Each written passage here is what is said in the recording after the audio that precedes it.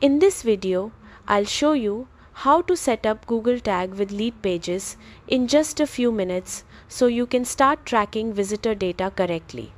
First, open your Google Analytics account and copy your measurement ID if you're using GA4 or your tracking ID if you're still on Universal Analytics. Keep this ID handy because you'll need it shortly. Next, log into your Leadpages account and open the landing page you want to track. Click Edit, then open Settings from the left sidebar and go to Analytics.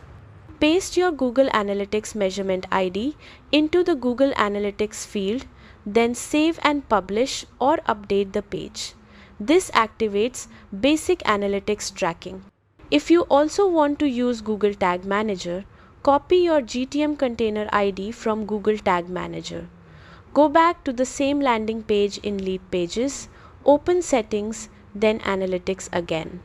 Paste the GTM head code into the head section tracking code field.